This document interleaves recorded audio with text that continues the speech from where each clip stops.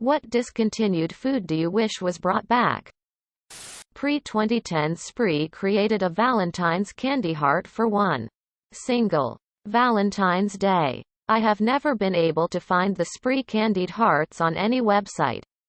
But I know they exist. There was heroin in those hearts. I still think about them 15 years later.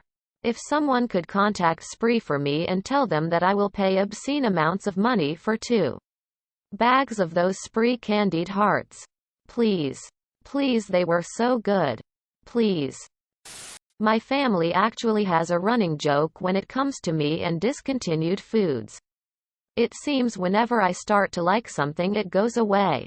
A few notable examples have been Eggo muffin tops, Taco Bell's beefy Frito burritos, and not a lot of people know about this one, but a carbonated yogurt called Physics that I believe was from Go-Gurt. Now my family won't let me eat stuff that they like because they're afraid I'll like it and it'll go away. Kellogg's Product 19 cereal. I know it's lame, but I really miss it. This is obscure, but Pepperidge Farm made salad croutons that were absolutely amazing.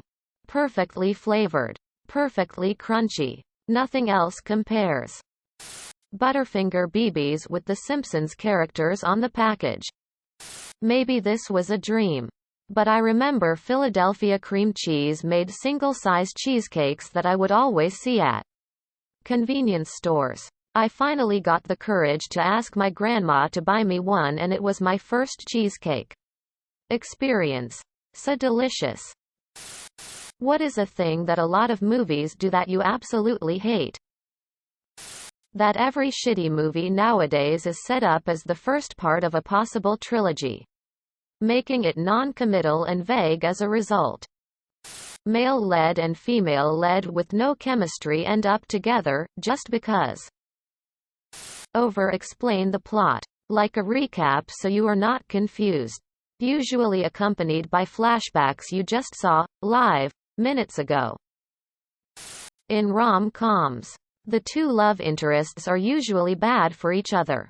So, to make them seem less bad for each other, when they go through that period where they break up and try dating other people, the other people are the weirdest, most unlovable freaks anyone has ever laid eyes on.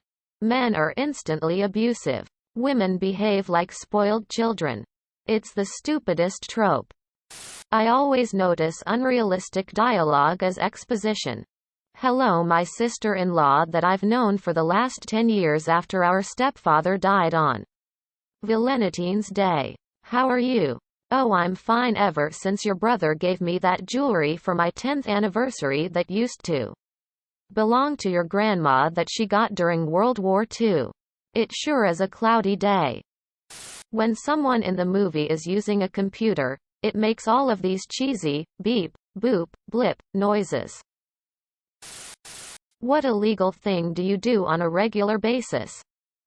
Hardly anyone is saying speeding and I know you're lying. I have beehives on my property. It's against zoning code for properties under 40 acres or something. Nothing, officer.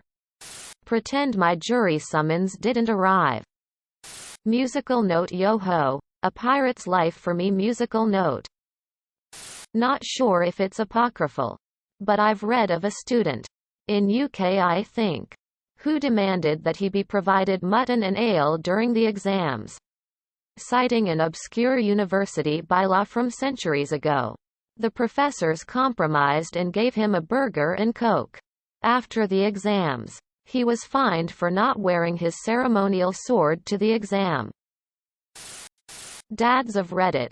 What's a tip you can give a soon-to-be father for the first year of fatherhood? No matter how frustrated you get, remain calm and remember they have no way of communicating how they feel or what they want. It just takes time. Bonus. An excellent pair of noise-canceling headphones can be a lifesaver the first 3 to 6 months. Not to ignore them, obviously. But if you need to walk them around to calm them down, it helps a lot. Be patient. Every skill you want your child to master needs time to develop and space to flourish. They can't just copy your way of doing things, because they won't make sense to the child the same way they make sense to you. Always discipline out of love. Never hate. Never forget that you're a parent first and a cool friend last. Though, when changing diapers, if it's a girl, wipe front to back. If it's a boy, assume it's loaded and will unload at any time and at max range. Edit. The comments after my original reply made me think of another very important one that others have mentioned, because I am having a massive wave of nostalgia reading everyone's anecdotes and it would take too long to reply to all of them. Share your stories. Connect with others. And don't be afraid to join social circles, groups to connect with other new parents. It makes us realize we are not alone with our struggles. 90% of the toys and accessories you must buy will go unused. It's a cliché, but your kid will play with the box more than anything. I highly recommend books as it's good learning and bonding time. No matter what happens, don't shake the baby. The first 8 weeks are not representative of the overall experience. Some people say the first 8 weeks are the hardest. Some people say it gets easier after the first 8 weeks. But that's almost an oversimplification of the transition to parenthood. What I'm trying to say is, there will be days during the first 8 weeks that you think things are going badly.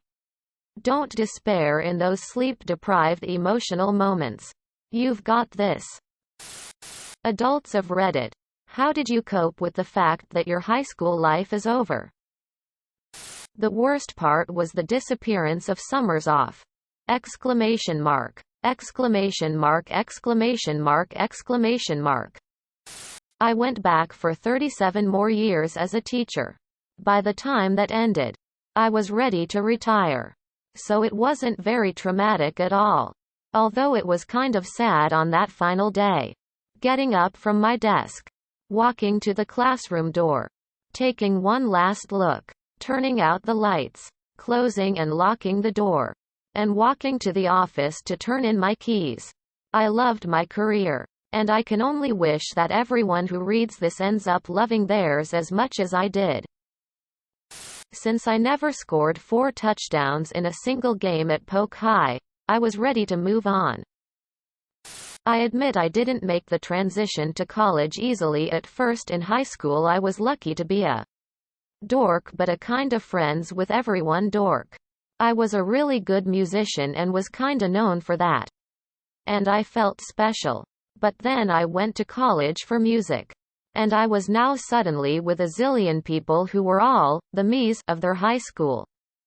So suddenly I wasn't special anymore because we were all the good musicians from our respective high schools. In retrospect, it was a really important life lesson for me to learn. Don't let your ego get too big. You're not really that special.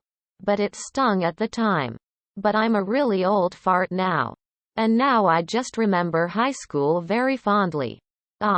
Did you just graduate? How are you handling it? Thank the gods I don't have to go back ever again. Immediately forgot every one of those fools. Except for a couple of great teachers. And that one girl. What song do you think will still be popular in 100 years? Symphony No. 9 Beethoven. His music is already over 100 years old. And it's likely to stay relevant later. Happy Birthday. For Elise. Moonlight Sonata. What a Wonderful World by Louis Armstrong. Staying Alive will be the one disco song that makes it. Left-handers. What do you still struggle with in today's age?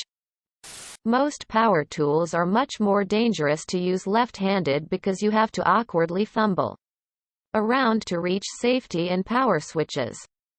As a lefty, I've come to the realization that in the real world you're either right-handed or ambidextrous. This is something so dumb and trivial. but video games that don't let you keybind and default WASD.